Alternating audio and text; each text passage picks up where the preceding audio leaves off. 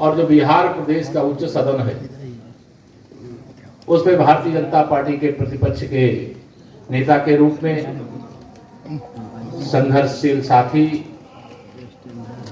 हमारे भाई सम्राट चौधरी जी। अब शराबबंदी घोषित करने से शराबबंदी नहीं होती है। अगर शराबबंदी करना था तो उसके लिए बिहार वासियों का मनमानस है कि नहीं है।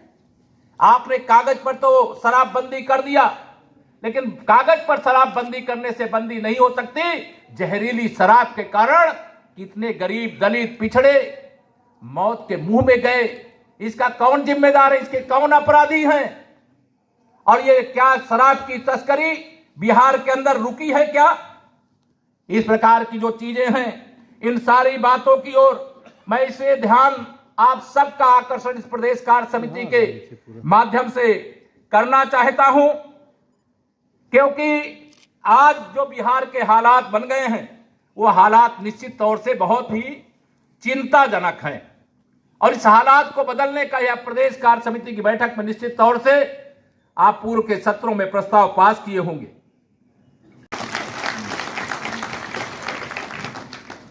देश में माननीय नरेंद्र मोदी जी के नेतृत्व में सरकार बन गई, लेकिन उत्तर प्रदेश अराजकता की आग में झुलस रहा था।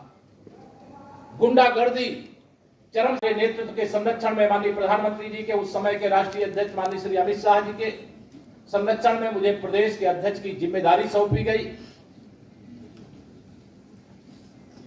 और उत्तर प्रदेश का वर्णन अभी आपने सुन लिया है कि जनता तो भारतीय जनता पार्टी के साथ है।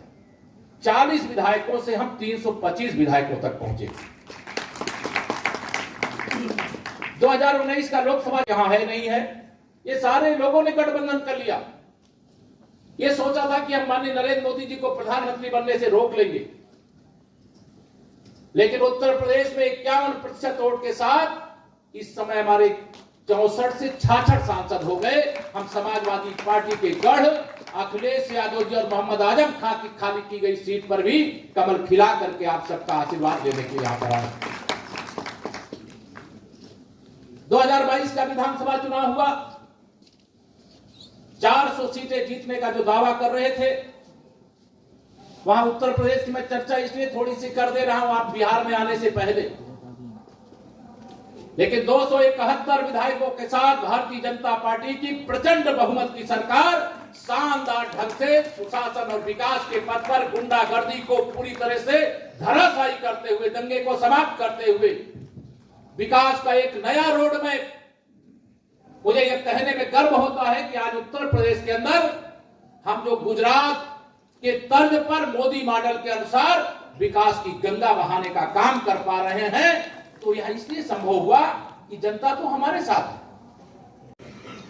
अब बिहार और यूपी की खबरें जब एक दूसरे के यहां जाती हैं तो कोई चीज यहां छिपी नहीं रहती।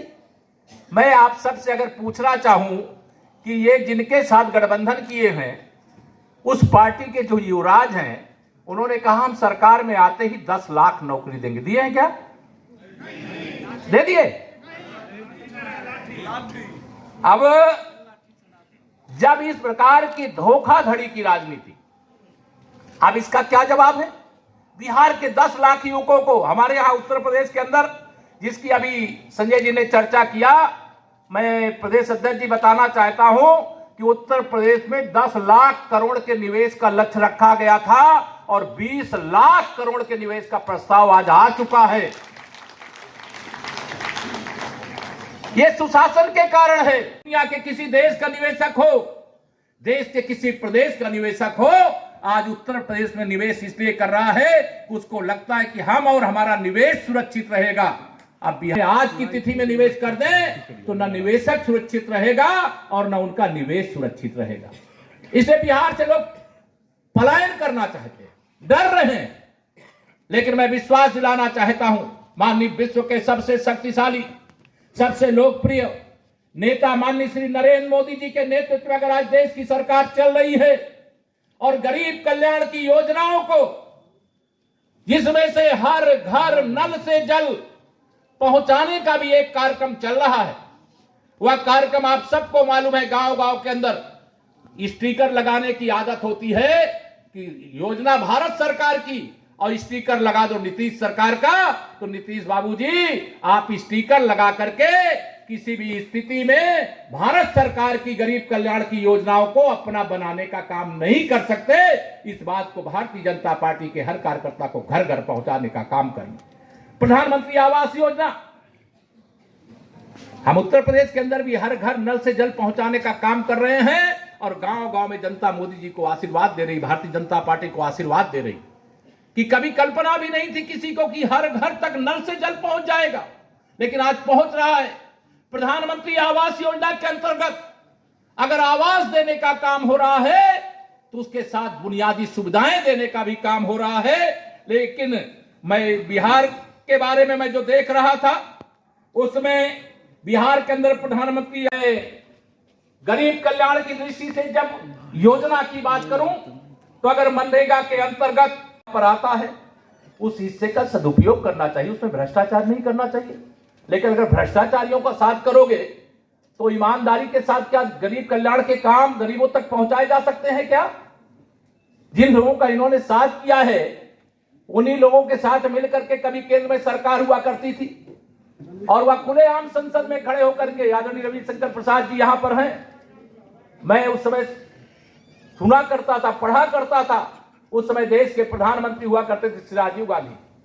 उन्होंने कहा हम दिल्ली से अगर 1 रुपया भेजते हैं तो जिसके पास पहुंचना है उसके पास 15 पैसा पहुंचता है। लेकिन आज हम गर्व से कह सकते हैं कि हमारे प्रधानमंत्री श्री नरेंद्र मोदी जी दिल्ली से 1 रुपया भेजे और चाहे 1 लाख रुपया भेजे, डीबीटी के माध्यम से सीधे खाते में पहुंचाने का काम हो रहा है। देश के किसानों को जो प्रधानमंत्री किसान सम्मान निधि के रूप में 2-2 हजार की 3 किस्त के माध्यम से भारत सरकार का पैसा आता है, कोई उसमें से ले सकता है क्या आपका पैसा? सीधा डीबीटी के माध्यम से आप तक पहुंचाने का काम हो रहा है। अभी मेरे पास जो आंकड़ा है उस आंकड़े के हिसाब से लगभग 45 करोड़ 23 लाख जनधन योजना के खाते खुले हैं और उसमें 3 करोड़ 67 लाख बैंक के खाते अकेले बिहार प्रदेश की जनता के हैं, कार्यकर्ता के हैं, महिलाओं के हैं, गरीबों के हैं। अच्छा लगा, आप लोगों को भी धन्यवाद, आप लोगों का बहुत कोऑपरेशन रहा, सबों का भी आभार है।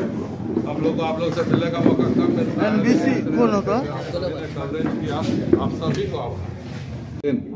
विधानसभा के चुनावों के लिए भी भाजपा का प्रत्येक कार्यकर्ता देगा और हम अपने बल पर अगली सरकार बनाएंगे। बिहार की जनता चाचा भतीजे की उलटबाजियों से त्रस्त आ चुकी है और बहुत उम्मीद से भारतीय जनता पार्टी की तरफ देख रही है। 2025 में भी हम पूर्ण बहुमत से